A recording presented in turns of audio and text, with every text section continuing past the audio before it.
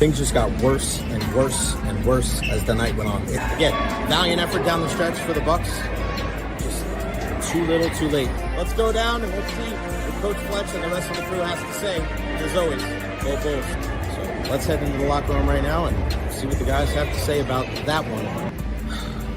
Wow. Where do the Buccaneers go from here? What an incredible atmosphere. What a good win for the Tampa Bay Lightning. They snapped a 7-game winning streak. How we feeling, Bucs Nation? It's time to party, baby.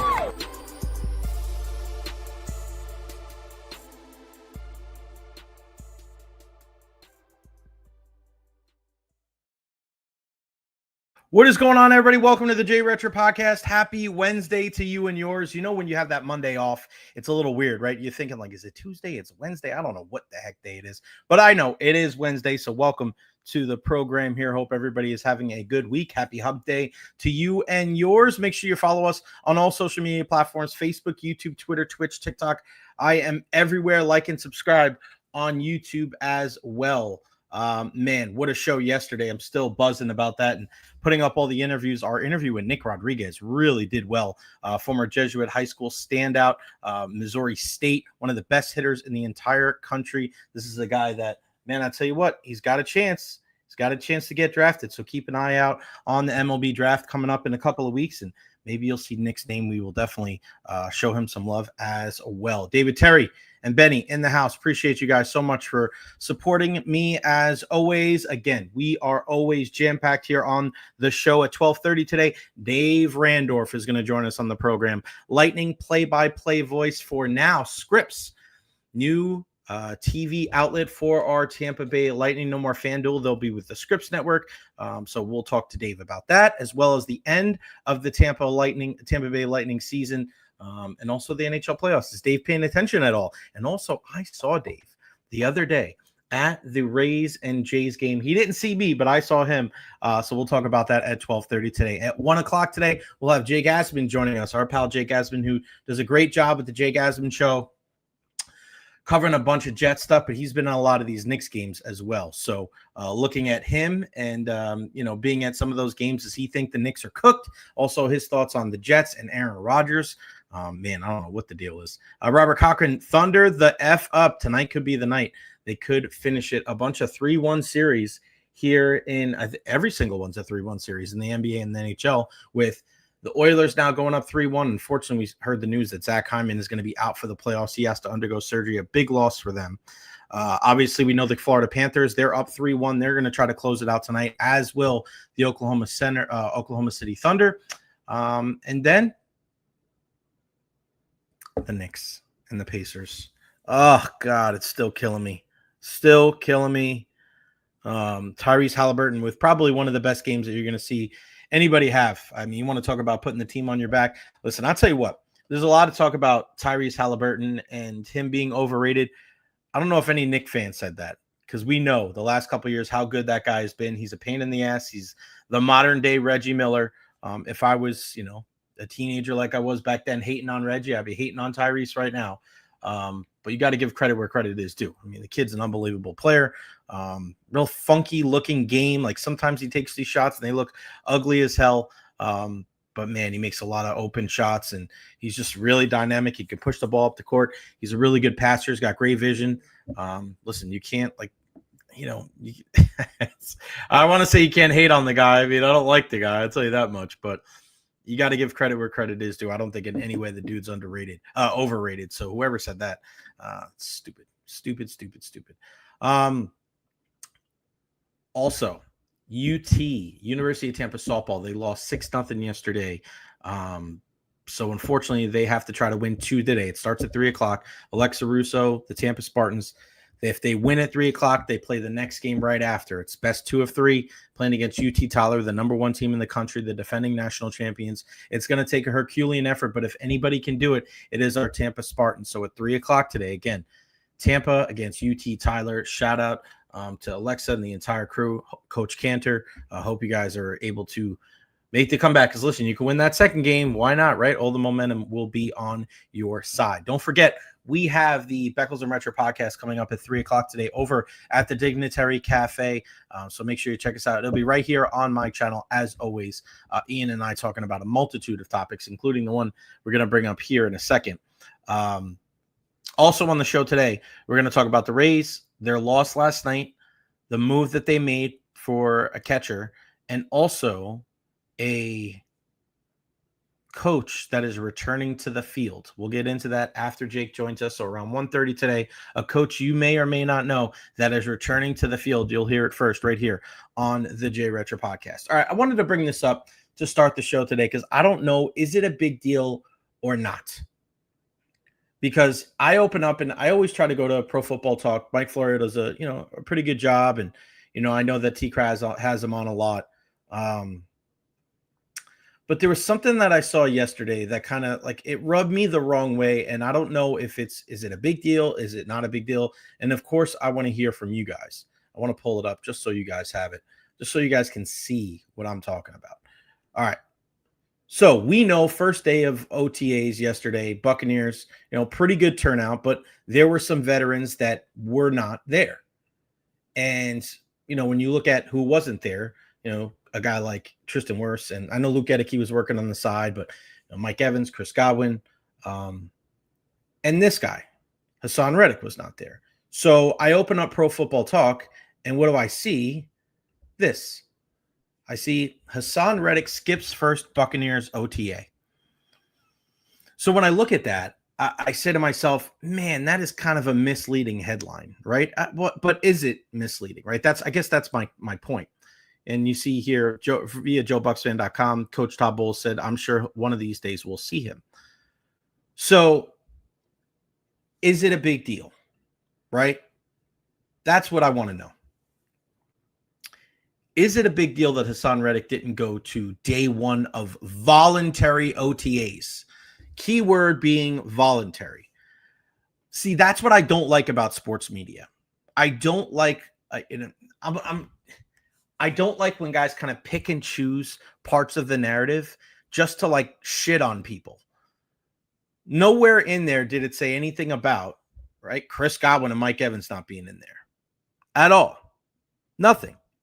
The whole thing was after a 2024 season marred by an extended holdout, Reddick wasn't present for the first OTA of the 2025 offseason program. Nothing about Mike Evans not being there. Nothing for Chris Godwin not being there. But that's how you're going to roll. That is how you're going to do it. You're going to take what happened last year with Haason Reddick when he told the Eagles that he was, or he told the Jets, hey, I am not going to sign a long-term deal. And the Jets stupidly traded for him anyway. And they had what they had, that terrible season, which was a black eye in everybody. So now you have a guy in Haason Reddick where he doesn't show up to voluntary OTAs, and Mike Florio thinks that's an appropriate. Like, what are you doing in a situation like that? You're not reporting the whole news. That's just part of the situation. That's just part of it. All you're doing right there is you're putting out a story to fit a narrative. You're trying to paint somebody in a negative light. You're not telling the whole story. It's voluntary OTAs. He's a veteran. And like Todd Bowles said, we expect to see him at some point. Mike Evans wasn't there. Chris Godwin wasn't there either. I don't quite understand why there is a need to do things like this. Now, aside from that, I want to look at things from a different perspective, right? So there's so many things that come out in sports where I think initially you look at this topic and I think you quickly pick a side. And one thing that I've been trying to do here on the podcast that maybe I should have done a little bit more in, I'll forget about just radio, but in life, right? My dad does a great job with this, right? Do you just do what everybody else does? Do you say what everybody else says? Do you quickly judge instead of taking a step back and realizing like, hey, why don't we look at things from a different perspective? Why don't we take a different point of view here? And that's what I've been trying to do. Again, my dad does such a great job with this. This is one of his most endearing qualities. And when I saw this, it kind of like, I don't want to say it pissed me off. That's probably a little bit strong, but I don't like things like that. It's just so lowbrow. You're not telling the whole story. You're just literally painting a guy in a bad light and piling on and trying to make him look bad. I hate that. But then I looked at the situation. Okay, aside from the fact that I didn't like the article, is there some truth to it? Should Haason Reddick have been there for the first day of OTAs? I know he didn't have to be there, but Baker Mayfield didn't have to be there either, right? Antoine Winfield Jr. didn't have to be there. And if you're trying to make a good first impression with your team, wouldn't it have been a good idea to just go there and kind of show face and be around? I do see that perspective. You're a veteran. You've earned that right. And again, I just gave you the example of other guys that weren't there. But is it a big deal that he didn't show up? And I want to ask you, and we'll keep it there. And Robert, I know you wanted to talk some basketball. We'll talk a little basketball later. But this is the link here. And fire it up on your phone, fire it up on your laptop. Is it a big deal that Haason Reddick wasn't there for the first day of voluntary OTAs? Now, listen, if you think that the guy should have been there because you think it'd be a great way to make a first impression, I can see that perspective. If you're the other person saying, hey, voluntary means voluntary, if he doesn't want to show up, I can kind of see that as well, because he is not a rookie, right? He's a veteran. He's been around this league. Dave Terry, no biggie to me, but it would have been nice to shake hands with some of his teammates. And now, that's the thing, is he might have done that, but we didn't see it, right? But I see what you're saying. Lady Evil, I agree with you. It just looks bad because he was holding out with the Jets too. On the other hand, we need him healthy and he will show up. And that's one thing that we look at when it comes to the Tampa Bay Buccaneers. And we know this from a guy like Antonio Brown. What's in the past is in the past, right? The Buccaneers have done a great job over the years, or a great job, but this is just how they operate. Whatever you have done at your other stops, that kind of stuff doesn't really matter. They're focused on the here and now. And here's the link if you guys want to join in on the convo. They're focused on the here and now, what you can do for us and this Buccaneers team. It's not what has happened in the past. So as much as people from the outside are kind of saying what Lady Evil is saying, where because of what happened with the Jets, you would love to see him have a little bit more of a team first mentality. I understand that. But that's somewhere else. That's, and are you expecting him to be a long-term option here? He signed a 1-year deal. So if you're expecting him to really change everything, I don't know if that's going to happen. Not every position out there, not every player out there feels like he has to be a mentor for some of the younger players. Ideally, you would love for your veterans to be like that. And who's to say that Haason might be that guy eventually when he's here and he's working with Yaya every day and Chris Braswell and some of the younger cats. Yeah, I get it. I get that aspect. So I think we're kind of caught in the middle here. And of course, I want to hear from you guys. Is it a big deal that Haason Reddick did not go to the first day of OTAs? Because listen, if he shows up in the next couple of days, I don't think people are going to say anything. I guarantee you Mike Florio ain't going to write an article about it.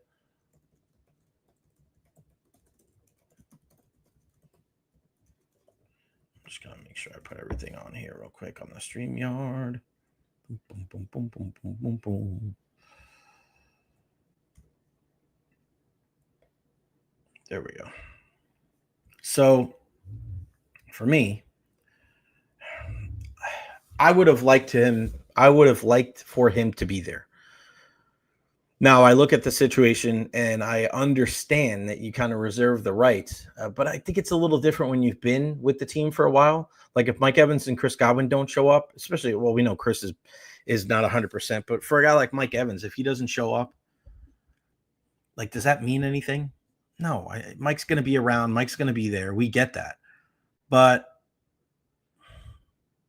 if you're a new guy and you kind of want to learn the system, if you want to learn,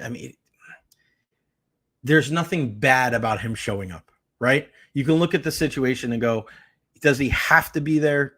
Probably not. Would it help? I don't see how it couldn't. just by being around. And I think it's, if you get into a situation where we've always talked about this, don't give your listeners a reason to get off the highway. Don't give a reason for there to be any kind of, discontent or any kind of arguing or whatever.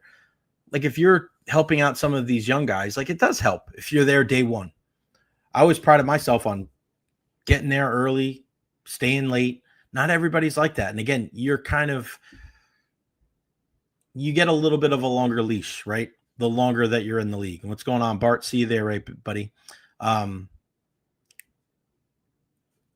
It's not a great thing that he wasn't there, but is it the worst thing in the world? No. I just don't like how a guy gets painted in a negative light, and now people are going to look at him like he's this person that is going to be a malcontent, and he's going to be a guy that's going to bring down this team.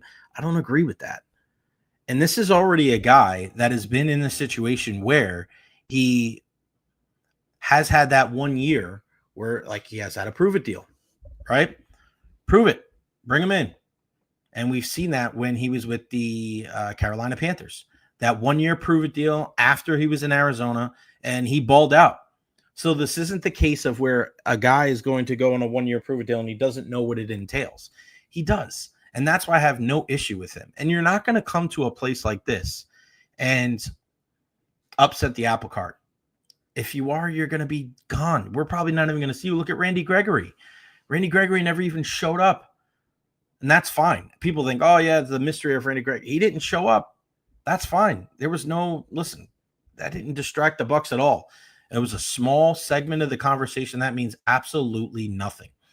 And you have to give credit to guys like Todd Bowles and Jason Light, knowing that if they're going to bring in a guy like Haason Reddick on a 1 year deal, a guy that literally still has, a lot of gas left in the tank, I think that they vetted him out and they've done their homework. They knew that Randy Gregory was going to be a little bit more of a long shot, probably a lot more of a long shot than a guy like Haason Reddick. They see what pass rushers getting paid in the league, around the league. So does Haason Reddick. If he wants to get to a point where he is able to reestablish his value in the open market and get a big long-term deal next year, he knows he has to go to a place where they're going to give him a chance to play, and he's got to perform. I said yesterday, I think Haason Reddick's going to have 12 sacks this year. What if he has 16 or 17? What if he's a top 5 guy in the league? He's going to get paid big time. 20, 30, 40. I mean, it's going to be 40. I know he is in an advanced age, but maybe a guy like that, you're talking about a 3-year, $100 million contract where he's getting paid, 33 and a half, 33 and a third, right?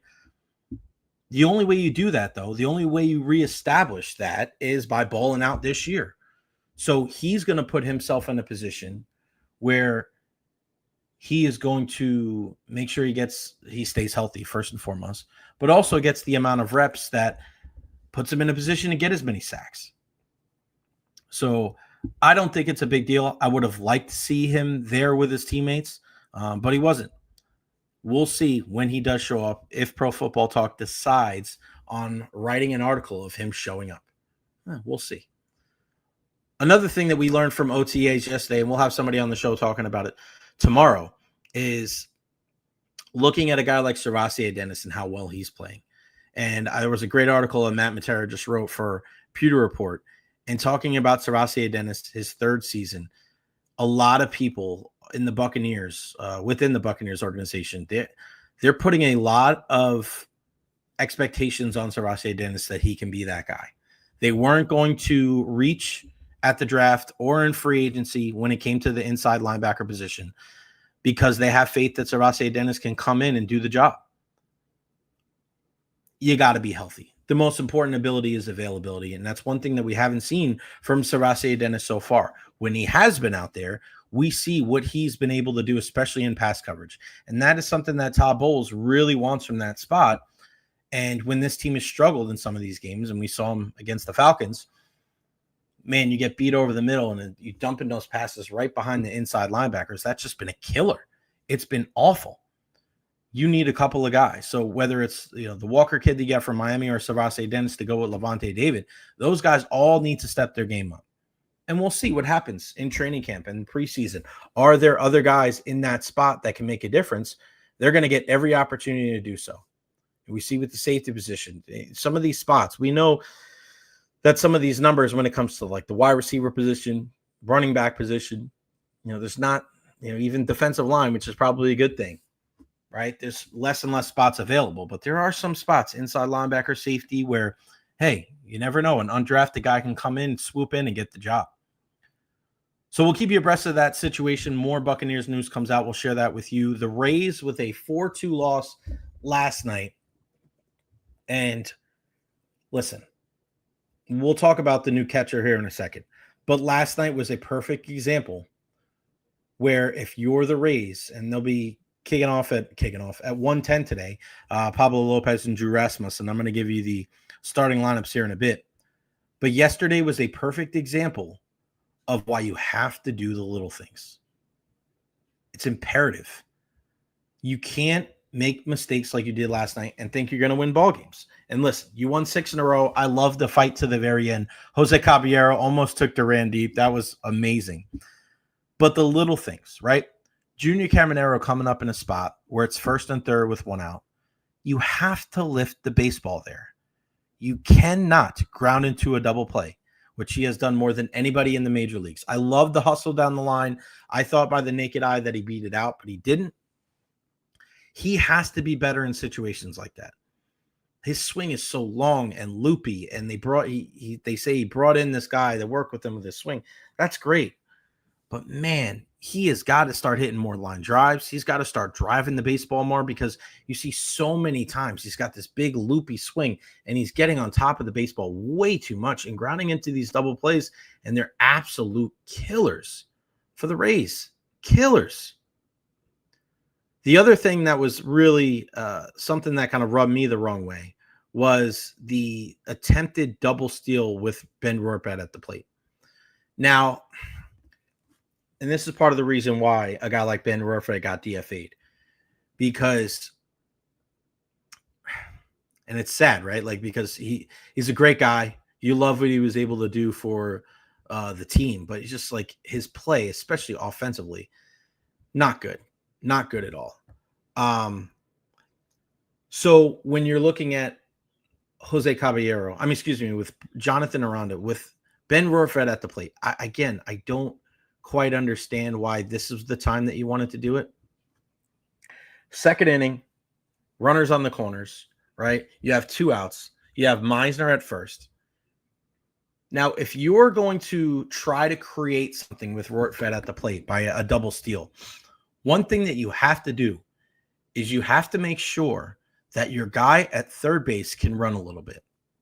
Jonathan Aranda is not that guy. And I'll tell you what, Aranda is a guy that I think should be the Rays representative for the All-Star team, right?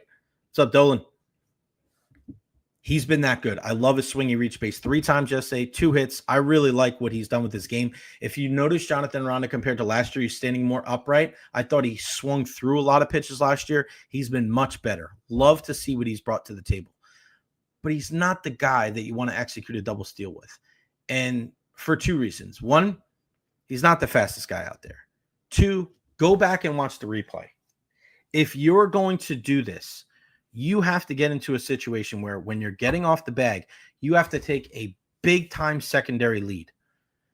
So you're creeping in, you're getting your lead, the pitcher goes home, you get more of a secondary lead. And as soon as the catcher goes to throw the baseball, you got to take off. You can't wait, because the guys are throwing the ball over 85, 90 miles an hour. There's something different that when you're a kid, when you see the kids do the double steal, right? You can wait till the ball leaves the catcher's hand, right?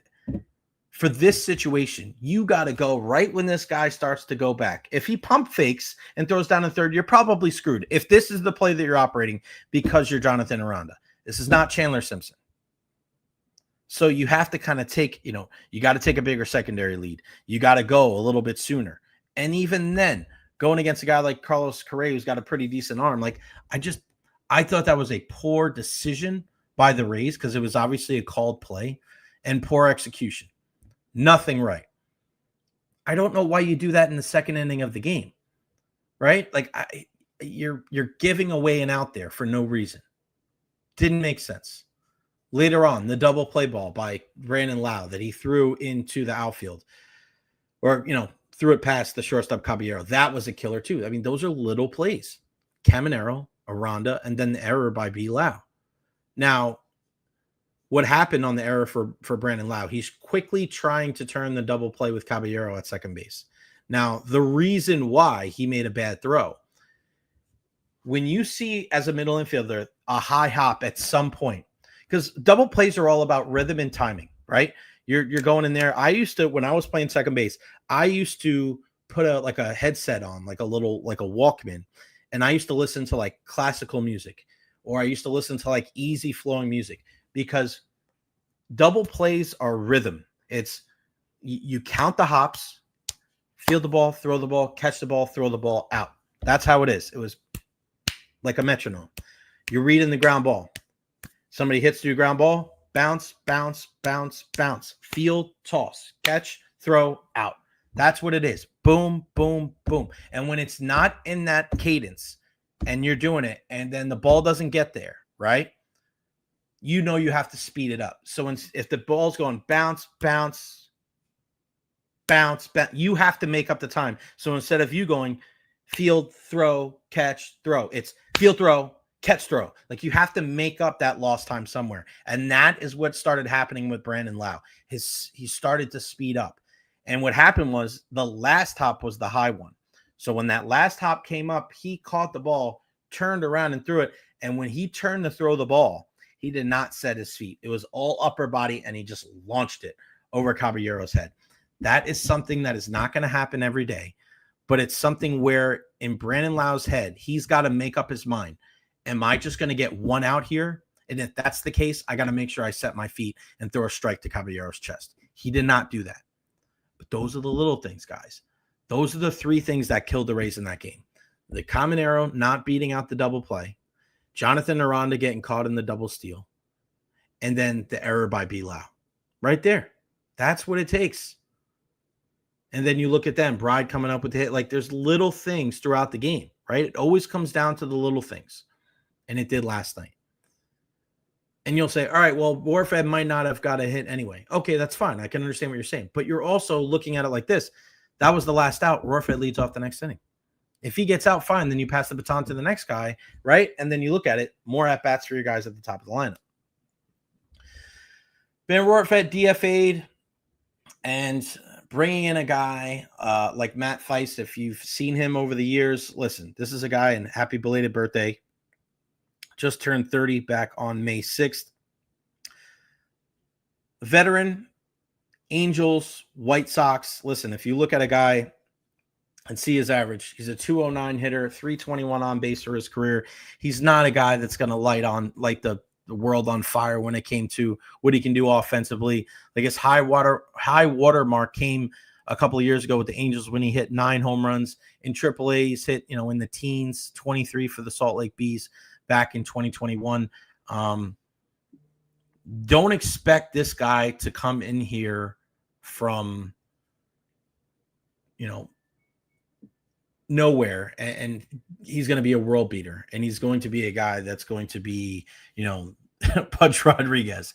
This is a guy that swings left-handed. He can help you out at first as well, and it's an upgrade over Ben Rortvedt, unfortunately. I mean, think about it like this, guys. If he hits 150, he's still an upgrade over Ben Rortvedt.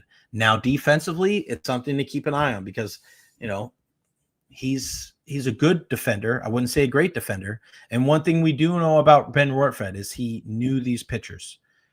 And that's something I asked Mike Zunino years ago. And he goes, Jay, you know how hard it is that first year to be able to go there and go to a new pitching staff because you're learning everybody. You're learning the starters. You're looking at the guys in the bull. You're working with the guys in the bullpen. But also, you're looking at guys in the minors that get called up because nobody utilizes that 40-man roster better than the Tampa Bay Rays. Rich Hollenberg has said that for years.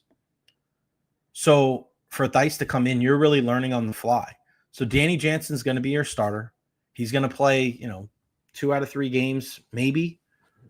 But Matt Theis is going to get an opportunity to play. And he's a guy that's got some pop in his bat. So hopefully he can be an upgrade over Ben Rortvedt. And again, he's going to be missed because he's a great guy inside the locker room. But and our pal Evan Klosky said this last week, the Rays hold on to guys way too much. and for way too long. And they give guys opportunities after opportunities after opportunities. And, they finally cut bait with a guy that I think a lot of people thought they should have got rid of a couple of weeks ago. All right, let's flip the script and let's switch gears. And we'll bring in the one and only Dave Randorf. Dave, what's going on, buddy? How are you? Good. Can you hear me all right? Yeah, buddy. You sound great. I saw you the other day at the game. Thing. Saw you at the game the other day, buddy. At the Rays game? Yeah, I saw you enjoying the obviously not the outcome of the game, but I saw you celebrating that Vladdy home run.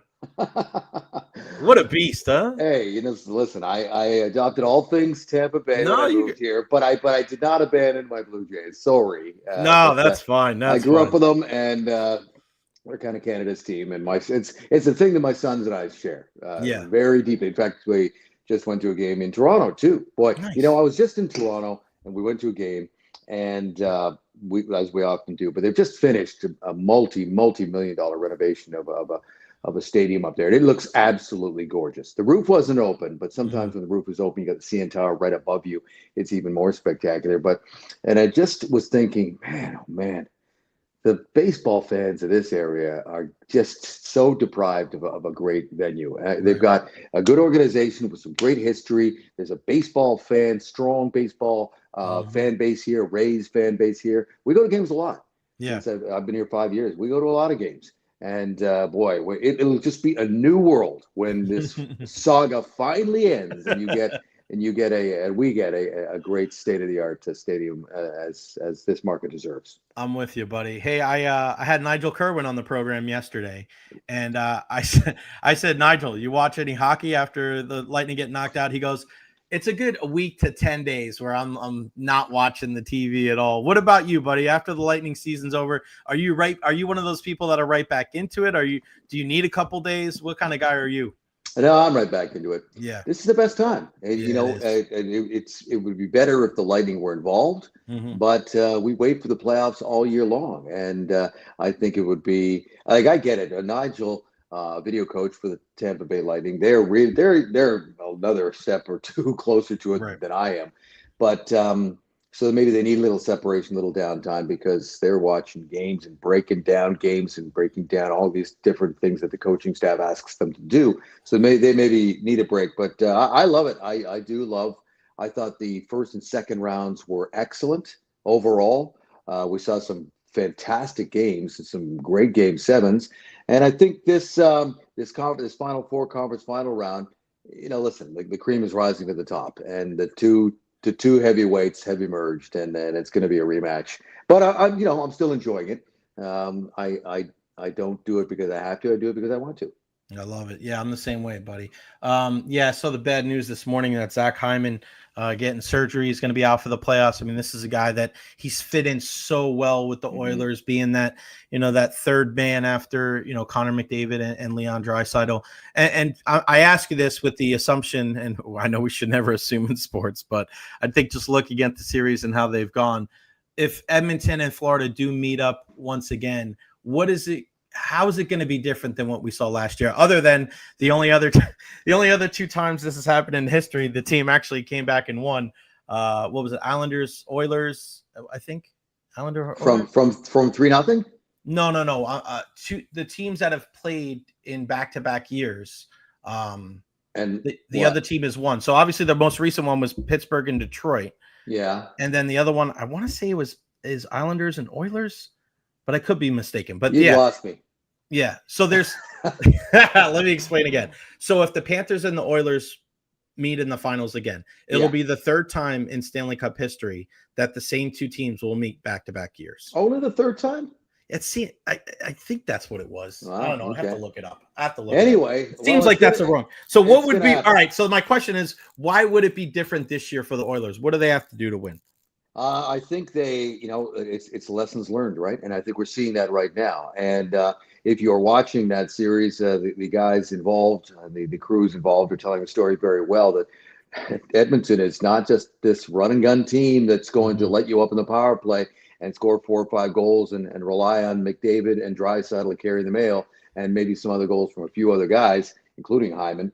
They are defending. In fact, part of the interesting and kind of fun storyline to this one is Connor McDavid in recent weeks is becoming a little bit defensive. He's almost jumping the questions now, going, hey, listen, we can defend. Will you back off with that line of questioning?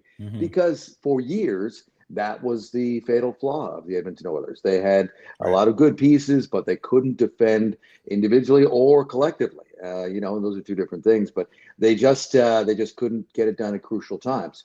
Yes, they almost came back and had a miraculous comeback last year that was driven by a bunch of different things. But this year, if you just look at the last two games, they've held Dallas to, a total of 8 shots in the third periods combined. And none of them, I've watched all the games, none of them I can think of that were dangerous. There's a big difference between a shot on goal. Yep. Yeah, there's a big difference between a shot on goal and an actual scoring chance. So I don't know what the breakdown is there. I haven't looked. I take a break from the deep analytics metrics in the offseason, but the eye test tells me they are just snuffing the team out. That's the sign of a championship caliber team. Now, of course, Florida is doing the same thing.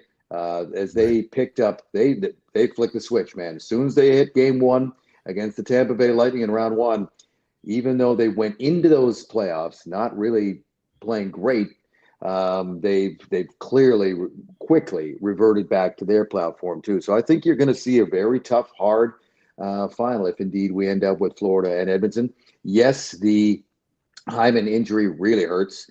But this Edmonton team is deeper than it's ever been in the last 6, 7, 8 years. They are deep.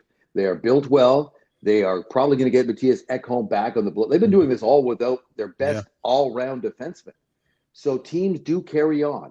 Right now, the Panthers are without Sam Reinhart. I don't know. I haven't seen any update today whether or not he skated today. He skated today, so we'll see if he'll be in there tonight. So okay, well that's better for them than being completely ruled out. But they've managed 2 wins without him too.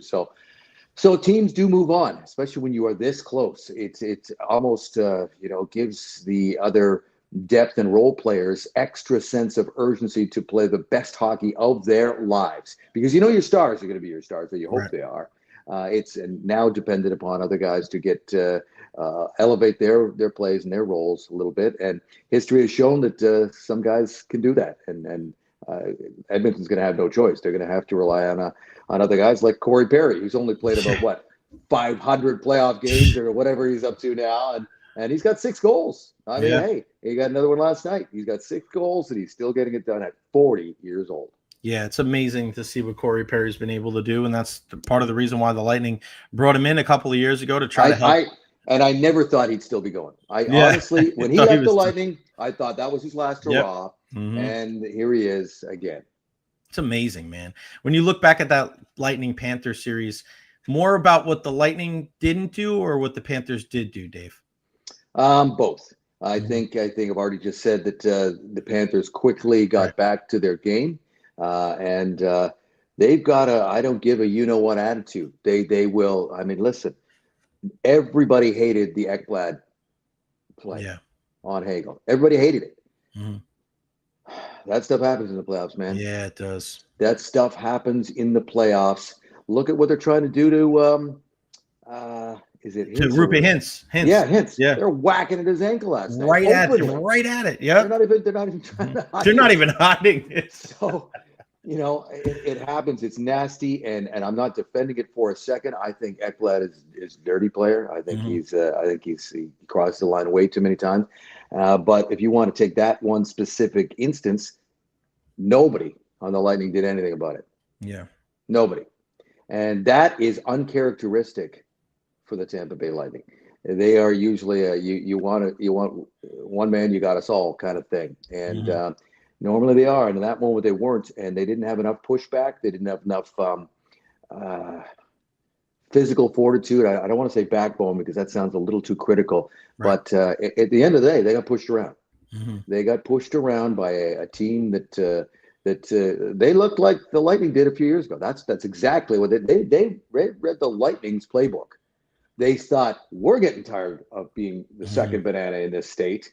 The Lightning are, the Lightning is, Lightning that. Well, that's because they were doing exactly what the Panthers are doing right now. And the Panthers got tired of it. They started building their team in the mold of the Lightning, and they've been getting superior goaltending. Sergei Bobrovsky has found the the fountain of youth somewhat in this stage of his career at 36 years of age. He's put together 2 excellent playoff runs, and he is, to me, that really is gratifying to see, because it shows you how much runway Vasilevsky has left. I was thinking the same thing. One's got 300 wins, the other one's got 400 wins, and they're both proud, strong competitors. But so again, to get back to your question, the Lightning didn't do nearly enough that they had before. Their power play, didn't get it done, and their best player, Hagel was knocked out. Kucherov did not have the impact on the series that he had hoped that he would have. He hasn't scored a goal in 50. These are just facts. These aren't critical statements. These are just facts. He hasn't scored a goal in 15 games in the playoffs, and you need that.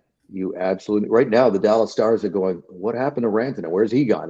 You look at the Stars, and where did it go?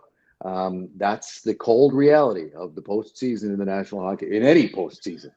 Yeah, no doubt. And I was catching a lot of heat for my Tampa Bay Lightning post-mortem because of my thoughts on Nikita Kucherov. And it's not personal. What were your thoughts in a nutshell? I think that he's severely underperformed, and people talk about the pressure and they do this and not a lot of other teams do this. But my whole thing, Dave, I don't want to hear from anybody, well, if the Lightning played any other team, they would have advanced. That's not the point. Like, we didn't say that in 20 and 21 and 22. Like, if you want to be, this team is not, all right, let's just make the playoffs. You have Stanley Cup aspirations. You have multiple time Stanley Cup champions on this team. It's goal or bust. This isn't a team, little engine that could look at the upstart Lightning. We're not the Montreal Canadiens here, right? Oh, wow. They're going to glean a lot of experience from this. That's going to help them in the future. Like, your expectations and your perspective are completely different. And when your best player goes 15 straight playoff games without a goal, like, there's no excuse. Like you said, it's not an opinion. It doesn't mean you don't think he's a great player. It doesn't mean you don't think he's going to snap out of it. Doesn't mean that you're disregarding what happened in the regular season. But facts are facts. He didn't score enough goals. Like, you have to be better. Victor Hedman's another guy. I said, like, you can't turn the puck over. Like, you got to rise to the occasion. And when your 2 best players aren't your best players and you're going against a team as good as Florida, I mean, that's going to really hurt you. And I think it goes back to the third line, Dave, and you can speak on this too, is like, that third line for the Lightning, it's been their best line. The legend, date. Right? It's been their best line. The legend of the Tampa Bay Lightning's third line keeps growing year by year, right? We brought Yanni Gourde back, right? Everybody's trying to, capture some of that magic from 20, 21, and 22. And we'll always, as long as we're alive and we talk about the Tampa Bay Lightning, we're always going to talk about Yanni Gourde, Blake Coleman, and Barclay Goodrow and the magic there. And you just said, look at what the Florida Panthers were able to do. Luosterainen and Anton Lundell, and you bring in Brad Marchand, who another guy that has, discovered the fountain of youth. That third line is the line that beats you every single time, where Reinhart's hurt or Barkov doesn't score as many goals. That third line, they crush the Lightning, and that's the recipe for success. You're right on. You're spot on. They took exactly what the Lightning were able to do, and Florida has done it to a T, and they're on the precipice of going to 3 straight finals like the Lightning did. 16 wins in the Stanley Cup playoffs is a long, long road, and obviously it took the max last year for Edmonton to get there, to almost get there, and they still fell 1 short. Depth is tested each and every round. It just gets harder and harder because these guys got nothing left at the end. They are basically taped together. Their things are frozen. Things are the things that these guys do go through to win a cup. It's legendary stuff. Right. And normal people would just curl up in a ball and go away. So, it was a combination of the top players not getting enough done, and what the will that was being enforced upon them by in this case, the Florida Panthers. And as for, the comments about, well, if we had seen this team instead of that team, hey, listen, you're going to have to see the Panthers eventually. Right. And, a championship caliber team doesn't worry about who they're facing. They let the other team worry about that they're facing them. And that was the attitude of the Lightning in those 3 years when they made it to 3 straight cup runs. Just get in and then beat that first round opponent. And then who's next? Let's go. Who's next? And let them worry about us.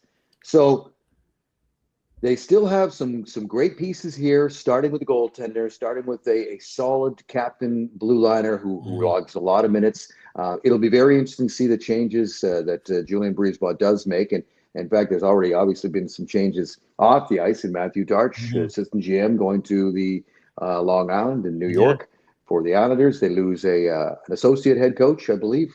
That was his title, right? Associate head coach. Yeah. So what a great opportunity for him to go into Chicago, another Original Six team. So congrats to him.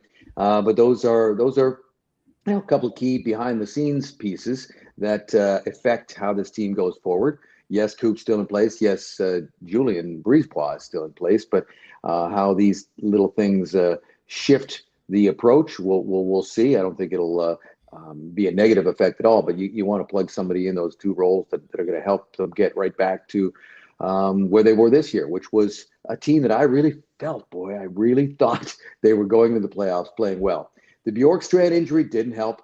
Yeah, that was a killer. They make that move. You already said they bring in Yanni Gourde. They brought in Bjorkstrand in the same deal, as you know, to address the depth that we've been talking about. And things lined up pretty good, with the emergence of Gage Gonzalez and others. Mitchell Chafee was getting some extra minutes there. And in a bottom six role, the depth wasn't too bad. And I really felt with the way they were going in and with Vasi and net that they were, I thought objectively, they were going to beat the Panthers. And it became apparent that they just didn't have enough. So Julien Brisebois, in my experience being around this team now, is no glass half full guy. He can look at things in a black and white manner. He's not going to be all doom and gloom. He's going to realize what he does have, but he's also going to realize what he doesn't have. And there's only so much you can do, but the cap is going up. So it'll be very interesting to see how they address the depth and the size and the pushback that was missing come these playoffs. Yeah, Matthew Darch leaving. I know my dad's a big Islander fan. He's very happy about that. And Darcy's such a great guy, man. He's always one of the guys that always comes up at the intermission when we're, in our little corner there, and he's always making a comment about Julien. Look at Jay's shoes, Julien. I'm gonna miss that guy so much, man. He's a great person, but if I'm an Islanders fan, if you've got Islanders fans watching your podcast, I'd be excited about this. Yeah, because he's very sharp. He's very intelligent. He's educated at a very high-level school in Canada called McGill in his hometown of Montreal. He played just enough to know exactly how it works on the ice, and he's been around. He knows the CBA and the salary cap maneuverings like the back of his hand, and he is a much-needed refresh to the approach of the roster build of the New York Islanders, which has been stagnant for way too long.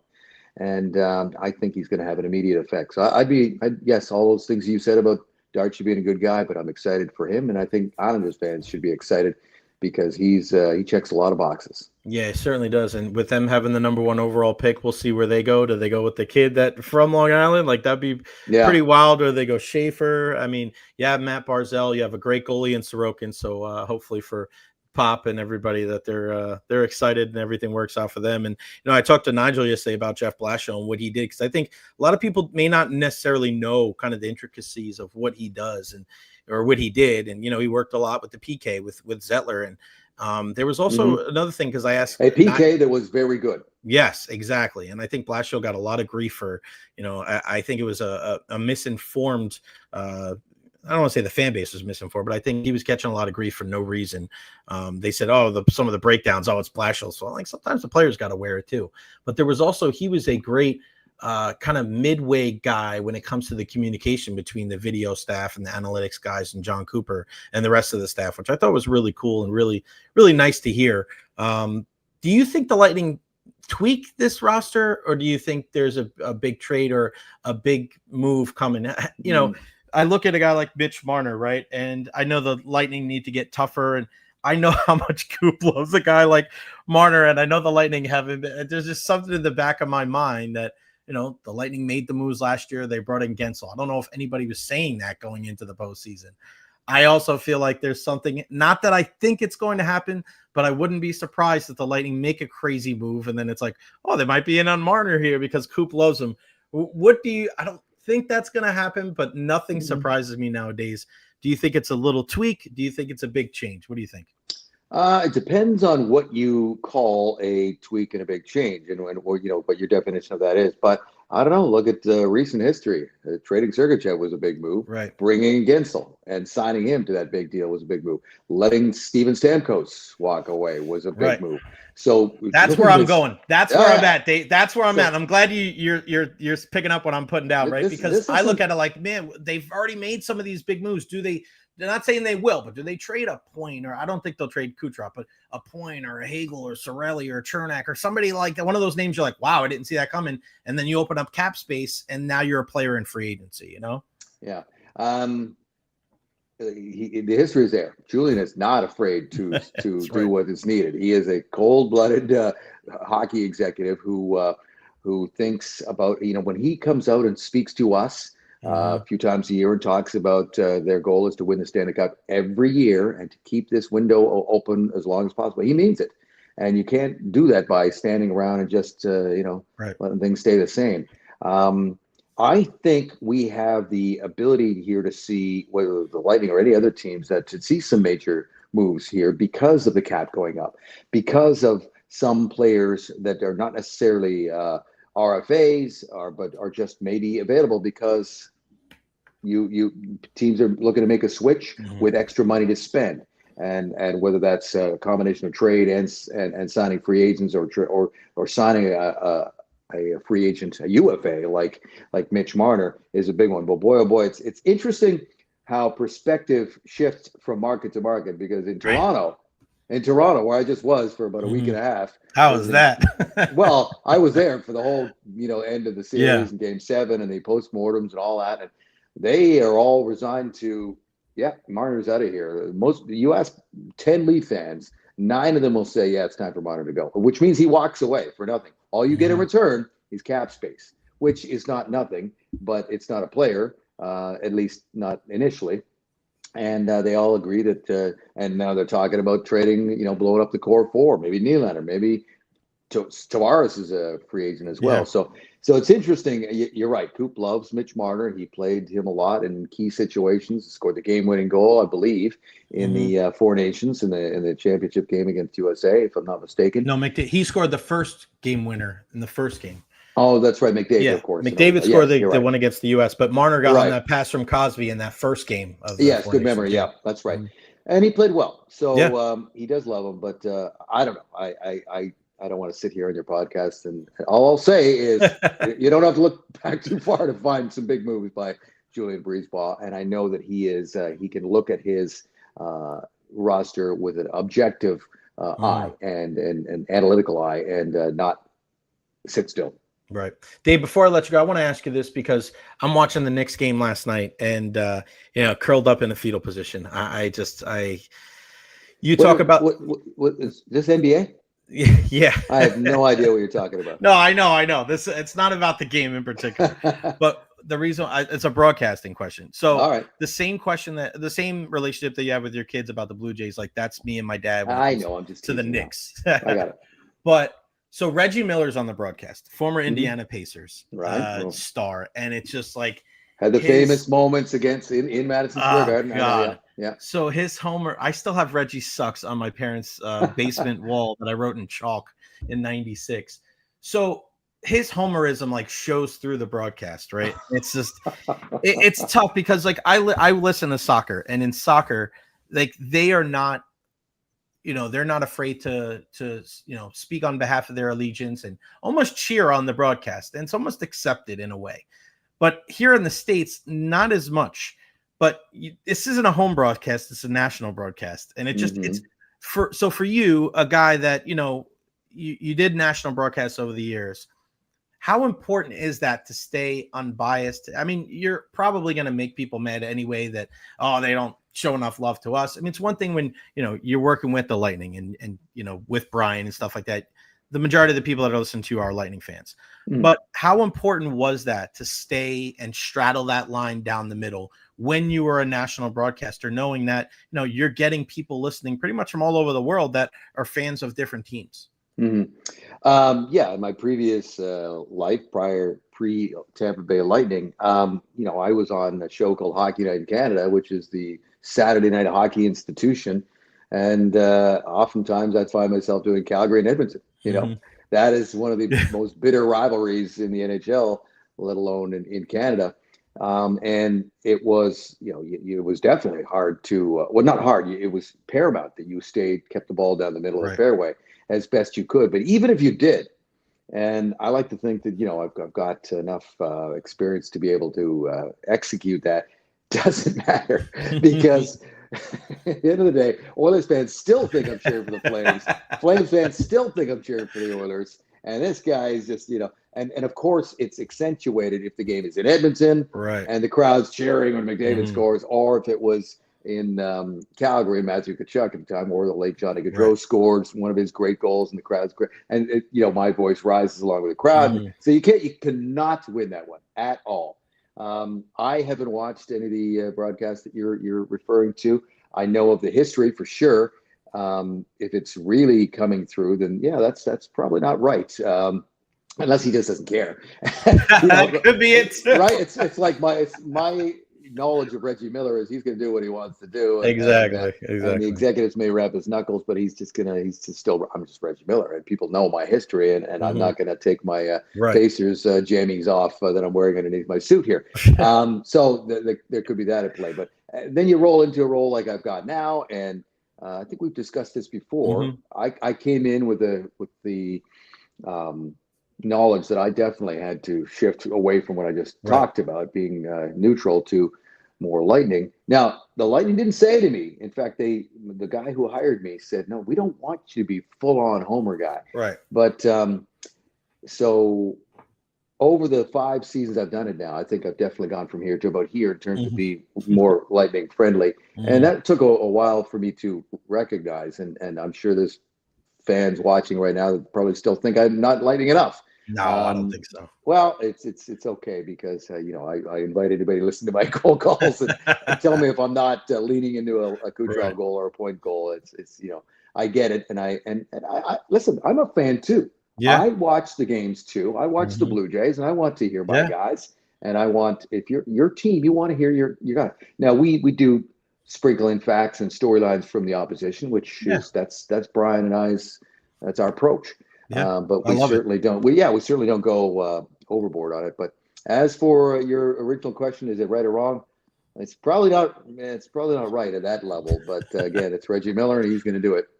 Yeah, you got that right, buddy. No, I think you guys do such a great job with a well-rounded broadcast because we do have a lot of transplants here in Tampa too. And I think that's important to understand is that, you're playing a certain amount of times against the Detroit Red Wings. There's a bunch of Detroit people here too. So to be able to get a little bit of a background on the Dylan Larkin. Just the background. Just the background. That's it. No, yeah. You don't have to talk about Dylan Larkin, what he likes to do on a Friday night when he's not at the rink. I'm with you. Real quick, Dave, what are you doing in the offseason, buddy? Golf and more golf or what? I just play. I'm trying to play as much golf and catch up with as much stuff with my wife here at home that you miss out all the time. You miss when you're consumed by the season. Thank goodness my wife enjoys and tolerates my love for watching hockey games. So we generally watch the games here at night, but that'll come to an end soon. And we got a couple of trips planned and some friends to see, but a little bit of downtime. But I certainly once the summer creeps into August, I certainly start looking forward to camp and getting going again because when you love what you do, you don't like to be away from it long. You got that right. When you love what you do, you don't work a day in your life. You are one of the best, if not the best in the game, my friend. And I'm so glad that we've become friends over the years. I feel like I get so much smarter every time I talk to you. So the one and only Dave Randorf, the voice of our Tampa Bay Lightning. Thanks, my friend. Enjoy your summer. Hit them straight, and we'll talk soon, buddy. Thanks very much. Thanks, everybody. And if you see me on a patio somewhere, come up and say hi. You got it. Thanks, Dave. All right, pal. Good stuff. As always, the one and only Dave Randorf. He's the best, man. Love that guy. I say this all the time. We're so blessed. And we had Brian on last week. We're so blessed to have 2 national guys for our local broadcast. Like legit. Like they are national names. When you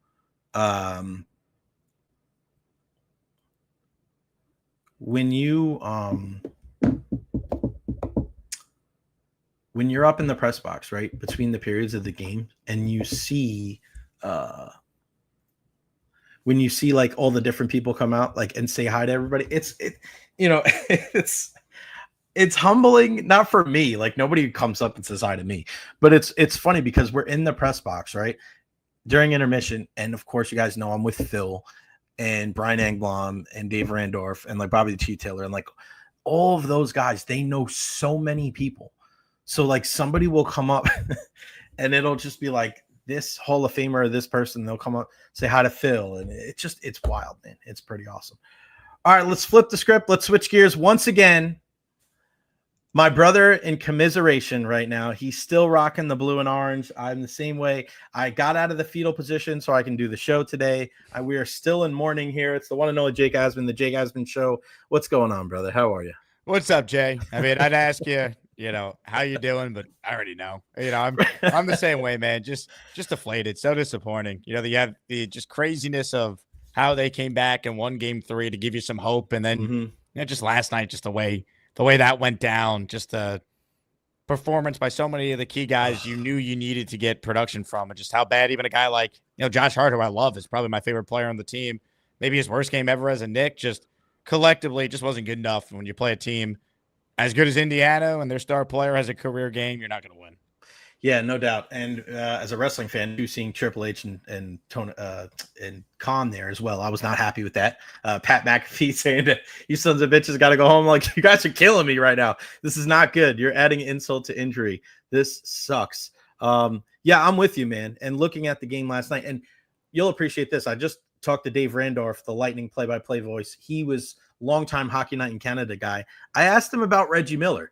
Because I don't know about you, Jake, but like Reggie is just I think that makes it that much tougher watching these games and listening to Reggie just fawn everything that Indiana does. It's like the greatest thing in the world. I mean, does Aaron Nesmith know how to fight over screens? Because I feel like him and Van Gundy have been talking about this forever. And it's just like, am I the only person that's going crazy listening to the broadcast too? Or are you feeling the same way? Yeah, 100%. That's, being here in New York, that's been a huge talking point for sure. And honestly, Stan at times has been more annoying than Reggie. Like it's brutal, man. Like I got no love for Stan Van Gundy. He took shots at Knick fans earlier in the year, which is just odd considering like his brother was the coach the last time they were in the finals, and Jeff Van Gundy swears by how great the Knick fan base is, and we know how great the Knick fan base is. That's why they're celebrating on the streets after every playoff win, because of how passionate they are about their team that hasn't been good in so long until these last couple of years. So, yeah, it's just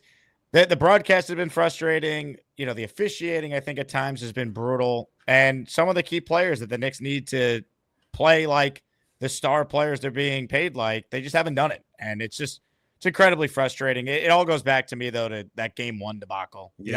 As bad as last night is, could easily be 2-2 right now, right? Like the margin for error is very thin for these two teams. It wouldn't shock me if the Knicks won game 5 tomorrow and at least get it back to Indiana for game 6. But I have a terrible feeling we're going to be lamenting just how devastating blowing game 1 and the historic nature they did, because from there you now feel like you got to beat them 5 times, right? And that's really tough to do. Indiana is really, really good. Yeah, no doubt. And I think there's just like little things throughout the game. Like Brunson, I thought came back and played a good game. But, as great as Karl Anthony Towns has been, like he makes these stupid, silly little fouls. And, he's played great down the stretch. And I love that he's going to the basketball. And he doesn't get the calls from the refs. Like he doesn't have that respect that stars get around the league. There's these little things throughout the games that the Knicks don't. They never play like consistent. And now it's like, hey, let's bring Landry Shamet and DeLon Wright into the games where, people were like, oh, that's such a terrible decision. Well, they were on the court when they tied the game last night. So it's just like, it just seems like, I don't know if the coaching, I'm not one of those people that, you're talking about firing Tom Thibodeau, really? Like people are talking about that. But it seems like he's learning on the fly as well. Are they cooked? Do they have any chance to come back? I think that they will win game 5. If they win that game 6, like, I don't know. I don't want to get too far down the road, but what do you think if you had to, like, is there any chance that they can come back and win this series? So there's a chance at 3-1. Like it has happened before, especially when 2 of the 3 games are in your own building. The problem is the Knicks have not played well in these playoffs at Madison Square Garden. They're 3-5. That's supposed to be a place where teams come in and they can't win there. And it's been the total opposite for whatever the reason. So, I do think, because these two teams are very evenly matched, And the Knicks do have a superstar in Jalen Brunson, a star in Karl Anthony Towns, who we saw what he's capable of. He took over the game the other night, 20 points in the fourth quarter, and they came back and won. You can't rule it out. It's just unlikely that Indiana is going to lose 3 straight times. I look at it like this as a Knicks fan.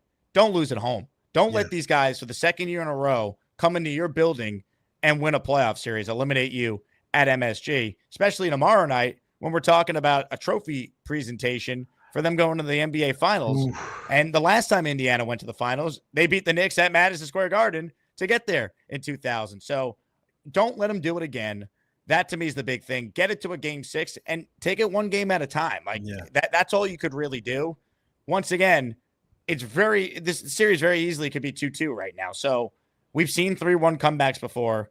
If the Knicks can win game 5, go to game 6 and put the pressure on Indiana. How do we know there's not an ankle twist to another one of their key players that influences a game 6? And then all of a sudden, if you're in a game 7, it becomes a coin flip at that point, and you got a chance with you being at home. So would I pick the Knicks? No, but I'm also not going to sit here and be like, they're done. I mean, they're a favorite tomorrow night. They win tomorrow, you get it to game 6, you take your best chance, you go from there.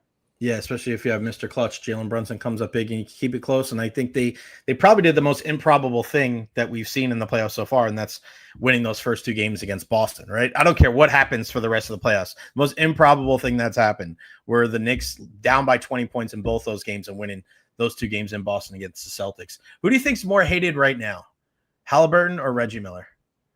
It might still be Reggie now, do you think? Yeah. But I feel like there's a lot of runway when it comes to Halliburton. Like, oh yeah, you may only be here, buddy, but you may be up here when all is said and done.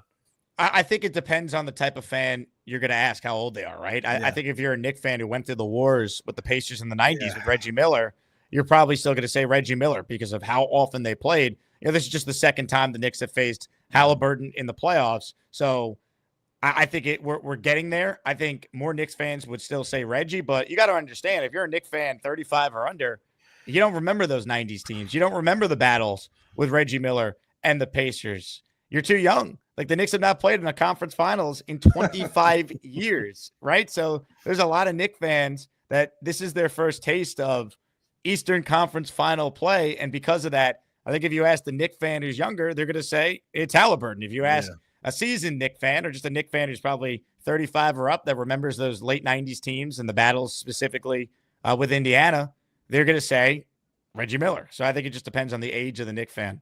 Yeah, it's a good point. I was saying before that I still have Reggie sucks written in blue chalk on my parents' basement wall. It's still there. I looked at it over the holidays and it's just like that's in there, man. That scar, the Greg Anthony, the points, the choke, like that's still in there. That's never going to leave. I'll carry that with me until the day I die. How about, I want to ask you a Yankees question. The Yankees are on fire right now. They are firing on all cylinders. Ben Rice with the big home run last night. I mean, obviously, down here with the Rays, 6-game winning streak snapped last night. But man, Judge has been on an absolute tear. And you want to talk about a team, it looks like Luis Hill should be on his way back here soon. No Garrett Cole, no Giancarlo Stanton. I know he's about to take BP, but man, it worked out pretty good for them not, bringing back Juan Soto because of what Max Fried and Goldschmidt and Bellinger have done. Like, I think Brian Cashman and Aaron Boone deserve a lot more credit than – I know it's weird people say, like, oh, they're the Yankees. They should be good. But, man, I mean, the decisions that they've made and how well they've played so far this season, I mean, Yankee fans have to be happy up there in the Big Apple. And to your point, Jay, while the Yankees are typically good every year, there were a lot of questions with this team because of not just losing Soto and who they replaced him with, a lot of injuries you alluded to there. They haven't had an at-bat this season from Giancarlo Stanton. Garrett Cole is not throwing a pitch this year. He won't the entire season, right? They have gotten some tremendous production from a lot of guys beyond just some of the guys they added, right? They've gotten some awesome contributions from Ben Rice, who you brought up. They've gotten some awesome contributions from Luke Weaver, who has really locked down the closer role after Devin Williams was supposed to be that guy who they acquired, and he has struggled and has been up and down. He's been better of late, and he didn't blow it last night. He did get the last 3 outs of the game. But, I look at it like this. I think it's a combination of a few things. I think the Yankees, until proven otherwise, they're still the best team in the American League. They were in the World Series last year, and I don't think their division got better. We thought Boston would take this big step. They haven't. Now Bregman's out. Toronto, they're okay. The Rays, up and down. I don't think we look at the Rays as a legitimate Right. contender out of the American League East. I mean, the Orioles have been the biggest disappointment in baseball. I mean, they're not just bad; they're awful. They're terrible. Yeah. The AL is just not that great. Like the American League Central doesn't scare you. I know the Tigers have the best record right now, and in a playoff series, you got to deal with Skubal twice. I get it, but That's a beast. Yeah. I mean, look at the Yankees' history against the AL Central. I mean, that's a big reason why they were able to get to the World Series last year for the first time in 15 years. They didn't have to go through Houston. They didn't have to deal with Baltimore. It was Kansas City and then Cleveland, and they have owned the Central in their history. So I think they are a really good team. The biggest difference with this year's team and last year's team is they're just better balanced, right? Last year it was all Judge and Soto. This year you have a way more balanced lineup, and even without Cole, Max Fried, if the season ended today, he'd win the American League Cy Young Award. How good has Carlos Rodon been this year? I mean, last night, phenomenal. Phenomenal, right? So you have him. Clark Schmidt has been steady. You're going to get Luis Gil back. Adam Warren has been really good in their rotation of late. Ryan Yarbo, who I know your audience obviously knows well, he's been a revelation for them. So obviously Judge is otherworldly, and he's going to run away if he stays healthy with another MVP. But they've been really getting contributions from everyone, and I think what helps the Yankees is the American League is just not that good. So I think until proven otherwise, they're going to remain the favorites to get back to the World Series. Yeah, I think Dominguez getting those at-bats instead of Verdugo has been a big help. Grisham's been fantastic as well. Another guy. You get Jorbeat, and a guy named Jorbeat. My dad's like, what kind of name is Jorbeat? And I'm like, hey, man, a guy, he's a battler, man. And he takes. By the way, Jazz Chisholm's been hurt, and they haven't really missed him. So they've dealt with a lot of injuries and have been able to overcome it. And it's amazing. I mean, I think they have a 7-game lead in the division right now on May 28th. I mean, the Yankees, I don't think, have had this big of a lead in a division in a very, very long time. Goes back, I think, over 10 years I saw. So, I mean, what they're doing right now is, I think, a surprise to a lot of people. I think we thought this team would be good. I don't know if we thought with the injuries they were dealing with coming out of spring training that they would already be at this level. But, give credit to Boone and Cashman. I think you're right. They probably aren't getting enough credit. Yeah, I think they're going to run away with it. And listen, they're going to make a deal. They're going to make a deal at some point, and they're going to bring somebody in, whether they trade a Spencer Jones or one of these guys. I know he's a highly touted prospect. And what form or fashion they do to, they're going to bring in probably another arm back into the bullpen. Do they want Weaver to be their ninth inning guy long term? I didn't like the Devin Williams trade because I think that guys that are your ninth inning guys should be flamethrowers, especially when you're going in cold weather in October and November, and the changeup and the curveballs and off-speed pitches don't dance like they do in the heat of summer. I would love Devin Williams as an eighth inning guy, but as a ninth inning guy, we're used to, Mariano throwing 94, 95 with a cut. We're used to Aroldis Chapman and even David Robertson, right? Like guys like that, John Wetland, guys that threw hard. So we'll see how they address that. What about Juan Soto? Is he a Met? Is he like is he Mr. Met? Because I still feel like, I keep an eye on everything that goes on up there. And it's just like, it still seems like one day they love him. Wow. So patient at the plate. Yes, he doesn't run hard out of the box. The other days, man, he did all this, another home run. Yeah, but he's only batting 2. It's like, I don't know. Is he ever going to be fully embraced by the Mets? Like, let's say if they don't win a World Series, I don't know if he'll ever be embraced by the Mets. No, he's got to win. But I mean, we're talking about a guy who's 2 months into a 15-year deal. We know how great know how great of a player he is. So it's been fascinating to see him struggle because, the one thing I never anticipated was him not playing well in big games and big moments. I really thought he was going to go off against the Yankees in the Subway Series because anyone who watched him last year, the pressure didn't get to him. He fed off that every big moment. He came through from his first game as a Yankee. He was making plays, throwing a guy out at home plate. I was actually at that game. It was my last day living in Houston last year. Like he was amazing from day one, had the best season of his career, parlayed that obviously with a monster postseason, hit one of the greatest home runs in Yankee history in Game 5 of the ALCS. I mean, I never could have anticipated him struggling, but his numbers with runners on base, his numbers in late and close, they're terrible. And I think he's pressing to maybe try and justify the contract, that swag that he has in the box. He's not doing it with the Soto shuffle as much now. So I'm not going to sit here and say, oh my God, he's terrible now. He's Jason Bay all over again for the Met fan. But I have been surprised that has not looked anywhere near like the Juan Soto we saw last year, because you'd think last year would be the pressure year. You're playing for a contract. He crushed it. This year, he already got paid. He's already played in this market, a different team, but he's played in the New York media market before. So it is surprising to me that he struggled the way he has. That said, I feel like I'd be a fool if I say, oh, he stinks now. And it's like, he's Juan Soto. He might have a down year, but there's 14 more years left, and he's 26. Lindor struggled at first as well. Piazza struggled at first as well. Like, he wouldn't be the first Met to come to that team and maybe not be great in year one. Like, I guess it happens. I'm just surprised with him because of everything we saw last year in the same media market. Yeah, I remember the at-bat last year he had in that series against Houston against Josh Hader, and it was like left on left, and he came up with the big hit, and I was like, oh, this guy is built for the big time. But he looked – I watched every single one of those games against the Mets and the Yankees. He looked miserable. He just like – and it was probably weird for him that first time going back to the Bronx. You know what I mean? You're walking into a place where they loved you so much last year. You didn't know how to handle it. Everybody's turning their back. No matter what people want to say about he's a professional athlete, he's a human being at the end of the day, man. When you're a human being and you're a guy that wears his emotions on his sleeve, it's going to be tough. I'm with you, though. I think he'll figure it out. It is a long-term deal. I don't know how well it's going to age because I think eventually he's going to be a DH, but we'll go from there. I want to ask you about the Jets, man. What's kind of the biggest story out of there? I know a lot of people, my buddy Ian Beckles that I worked with for many years, he used to play with Aaron Glenn.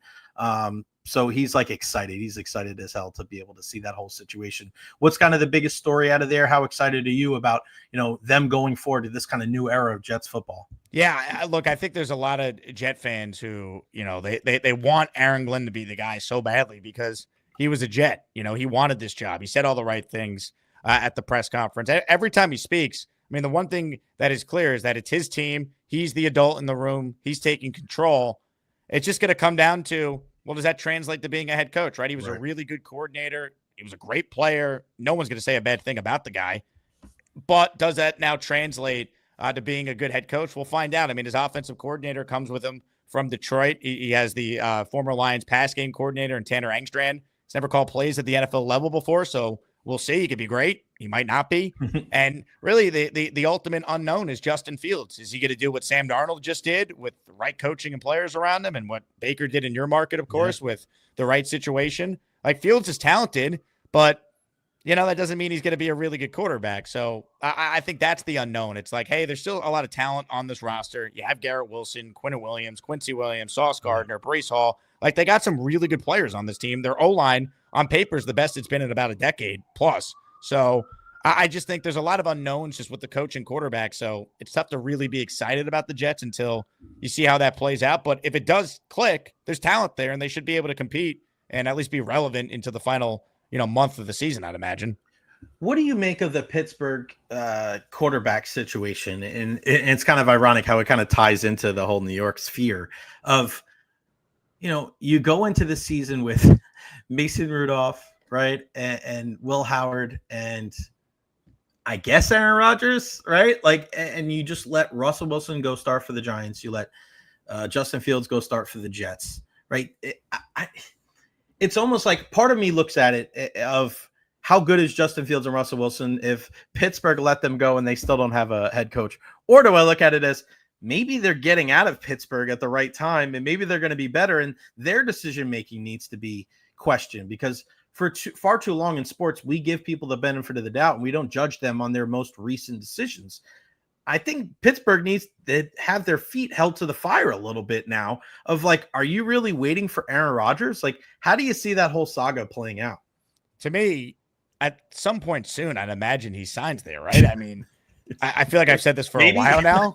Maybe the last time I was on with you, we said the same thing. But, I mean, minicamp is probably in mid-June. Again, I don't know the official date. So does he want to just sign before then and then go to mandatory minicamp so he can't get heat for that, get the playbook, learn it over the summer, and then show up in training camp? Like, is that the plan at this point? I still think he plays football. Like, I don't think he's going to retire.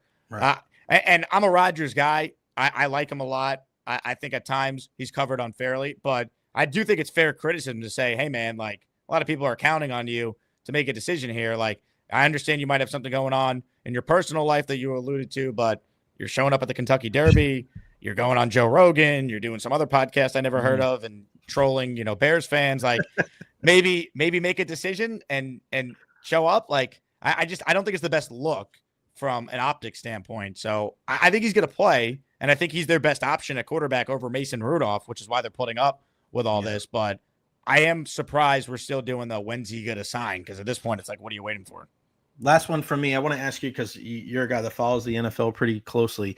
I look at the Detroit Lions and I don't know if you've seen their road schedule, but they go on the road and they play Baltimore and Kansas City and LA, the Rams. They play all these teams on the road and they've lost both of their coordinators. Obviously, we know, Ben Johnson going to the Bears and Aaron Glenn going to the Jets. I look at this situation similarly to a couple of years ago where the Philadelphia Eagles, after they went to the Super Bowl and they lost Shane Steichen and they lost Jonathan Gannon, and they had that 1 year where they had to kind of figure everything out. Do you think Detroit is one of those teams that's a candidate for a little bit of a step back, or are you one of those people that really believes in Dan Campbell and you think they can kind of paper over some of those changes at the coordinator spots? Well, step back could be they're still among the better teams in the league, but they're not necessarily a 14-win team again. Or actually, were they a 14 or a 15-win team or whatever 15. they were? Yeah, because 15 because the Vikings were 14. Yeah. Right. I mean, what they did was amazing last year. I mean, they lost both coordinators. Like we saw, it took the Eagles a year to fully get back on track after they lost both their guys after their trip to the Super Bowl a few years ago. So it could potentially, take a year. I still believe they're good enough to be a playoff team, probably still the favorites in that division, of course. But are they going to be as dominant as they were last year? I mean, probably not. That's just logic would tell me that. But I still think they're among the better teams in the NFL. The great Jake Asman. Let everybody know where they can find you, my brother. YouTube, Jake Asman, social media at Jake Asman. You can check me out on Mad Dog Sports Radio on Sirius XM Channel 82. I'm on this Sunday from 12 to 4 Eastern, and then I host locally in New York on 880 ESPN New York. So if you like New York sports, I'm your guy. Check it out. Yep, he is the man. And of course, we got people listening from all over, including my friends and family from New York. So they definitely are Jake Asman fans as well. And if there's breaking Jets news, Jake goes live wherever it is, man. We'll be in the middle of a convention in New York City, and Jake will run back to the hotel to get it done. Continued success, my friend. Thank you so much for your time. We'll talk soon. Jay, always appreciate you having me. Keep crushing it with the show, man. I love when I get a chance to tune in. Appreciate it. Go Knicks, buddy. Let's go Knicks. Knicks and 7 somehow. Knicks and 7 somehow. That's the T-shirt we got to make. Thanks, pal. You got it, Jay. Thank you. All right, man. Knicks and 7 somehow. I love that. We are going to stay with that. We're going to try to make it happen no matter what. Jake is a guy. What a good dude overall. This is a guy, when you look at, grinding, and a guy that I look at what I do and try to model what I'm trying to do. Like, Jake is certainly one of those guys. He is a fantastic guy. Yeah. Man, can the Knicks come back and win this series? I don't think so. Rays and Twins getting underway here. Let me give you the starting lineup real quick, and then give you some breaking news here on the program. Josh Lowe leading off. He's already led off with a single, and then on-field delay. Hope everything's okay. 0-0 as we speak.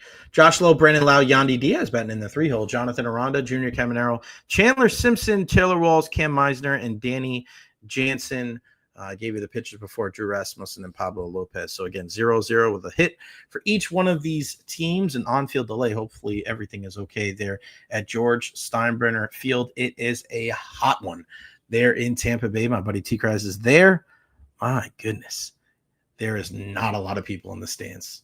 So not a lot of, there's a whole section there. It is going to be steamy. Holy smokes. That's going to be a tough part, man, because it's only going to get hotter and hotter and hotter here in the Tampa Bay area. So best of luck to everybody there. All right, let's Manchester United watching play Asian All-Stars today. They lost 1-0. Oh, my gosh.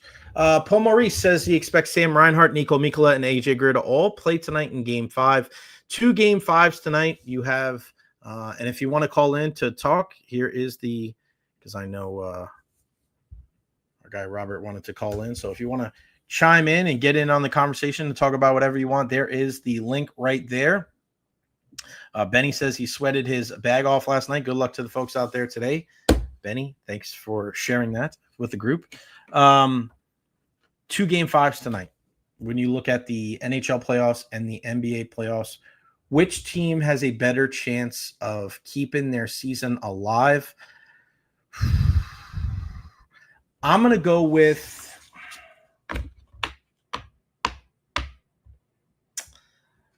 the Timberwolves in a weird way here. Man, maybe should I?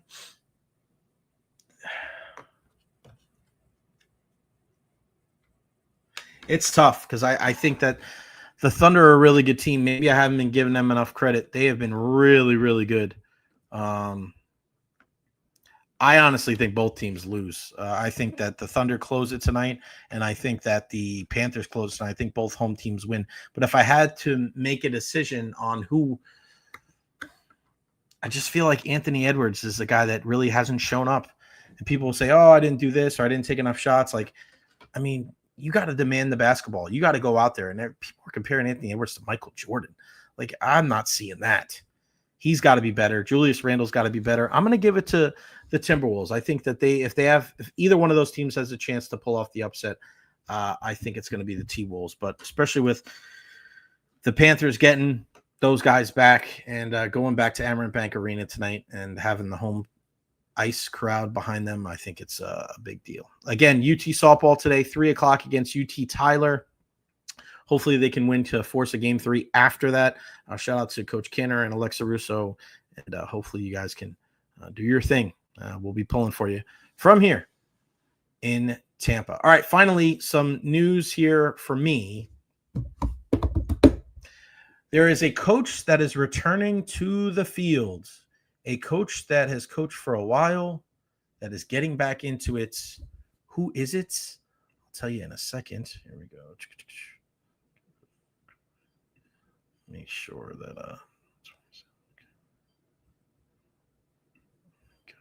let's see if it comes up. Hold on. We'll get to that in 1 second. I want to make sure I got everything here for you guys today. Any other news? Terry Bradshaw, clearly not a fan of Aaron Rodgers. He thinks it's a joke. I don't say I disagree with him.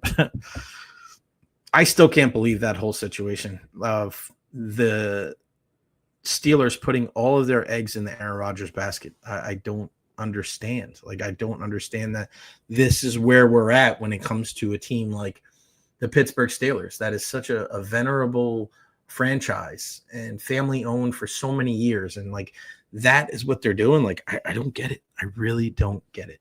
Ryan B, Panthers close it out tonight. I don't disagree with you, man. I think they're a really, really good team.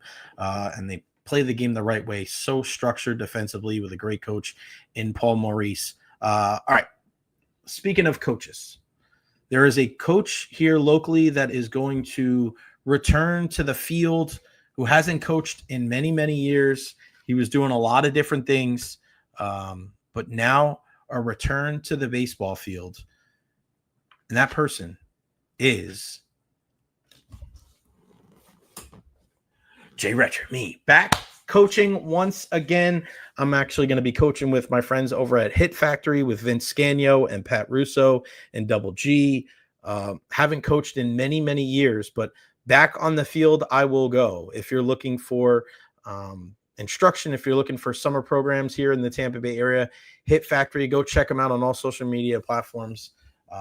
Yeah, I mean, this is a organization that I've been around for many, many years. I consider them family.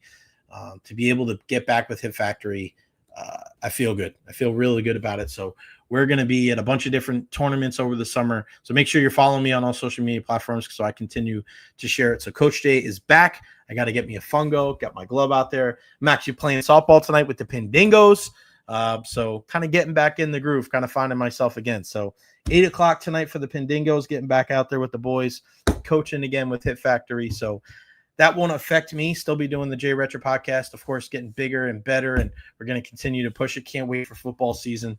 Yeah, and a lot of great things, a lot of things that, you know, a lot of irons in the fire, continuing to kind of spread my wings here in the Tampa Bay area. But back on the field, I'll go coaching 15, 16, 17, 18-year-olds as kids get ready for not just their high school seasons, but college as well. So thank you to Benny and David and everybody for the love and the support. One thing that, you know, people always ask, you know, do you wish that you got into radio at 18 instead of 28? And I said, no, never. because coaching it's a part of me. My dad was a coach. My grandfather was a coach. There's just something about being able to affect the youth. And coaching has given me some of my proudest moments. I mean, coaching the 2011, North Tampa Pony Bronco World Series champions. I mean, if you look it up, go look up Pony Baseball, Bronco 11, World Series champions, North Tampa, and that was us. Just to make the impact on these young kids' lives. I feel like I do a good job with radio and podcasting and stuff like that. I feel like I'm an even better coach. And I'm saying that humbly, but I feel like I belong on a field. I belong to be out there with people and disseminating some life lessons, because there's no better, when you're talking about sports. Baseball is a game of failure. You have to learn how to deal with it and roll with the punches.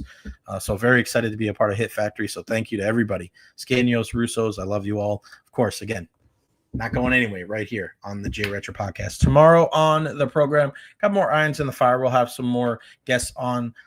Friday, we'll have Jordan Yost on, Sickles High stud. He's graduating. He's actually playing in the high school all-star game today, graduating tomorrow, going to join us on Friday, and we'll have more people on tomorrow and Friday as well. Make sure you are subscribed to this channel right here, because we have the Beckles and Recher podcast coming up at 3:00. So that's where I'm headed when I leave here today. Make sure you follow me on all social media platforms, Facebook, YouTube, Twitter, Twitch, TikTok. I am everywhere. Like and subscribe on YouTube as well. We're killing it. We're getting bigger and bigger and bigger. Do I feel Coach Recher taking over for Kevin Cash? No, Cassie does a great job as well. You never know. Never know. Might climb up through the ranks and you'll see me on the big league field one day. You never know. I love you all. Thank you all for the support. We'll see you tomorrow at noon right here.